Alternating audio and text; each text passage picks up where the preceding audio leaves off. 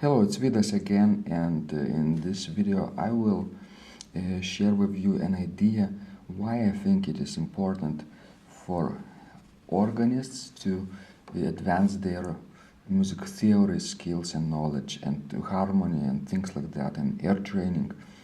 Basically this theoretical knowledge, why it is important, and is it really important? Is it not enough for us to play beautiful organ pieces that we love, that the composers and the geniuses in the past, like Bach, like Buxtehude, like Frank, like Verne Vidor, like Messiaen, like people like Duruflé, right?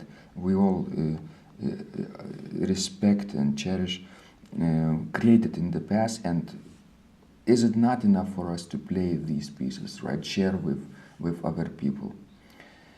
So my short answer would be probably would lead to a comparison a little bit to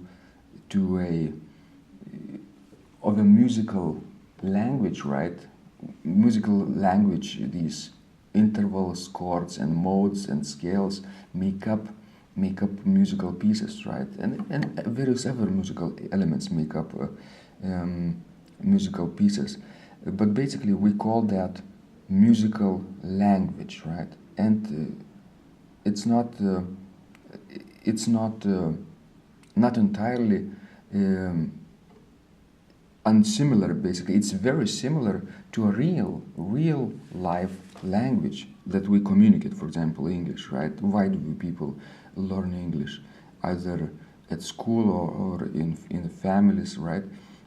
So that we could communicate with each other, right? Either we could read great works of literal art, but most of all, we would like to communicate with one another, with our friends and with our family members. That's why we learn our languages, right? Native languages. So I would compare this idea of language also in a musical terms also. When you take an organ composition that you love, right, and you master it, you know how to play it. So I would compare this to your ability, for example, to recite a beautiful poem in a foreign language. Let's say Japanese. How about Japanese? I don't know Japanese, therefore I would really give this example in Japanese. This works very well. So imagine you know this poem, right, in Japanese, and you can recite it, right, using perhaps your English characters and the way you pronounce them, and you can read Japanese words in English.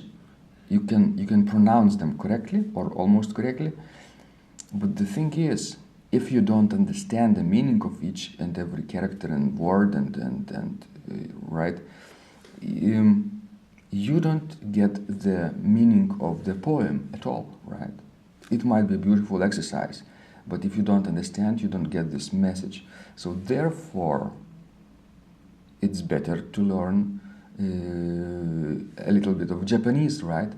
To learn how this poem is constructed, what characters, right? What's the meaning of each particular character.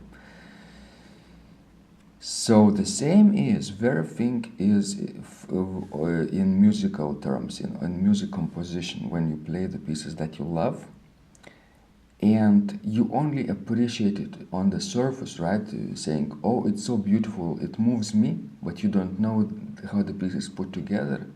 You don't know this because you don't see it written on the page. You cannot translate it in your terms. The scales, modes, and intervals, and chords, and texture, and harmony, and rhythms, and these things don't mean anything to you. Then your understanding of this piece is quite limited.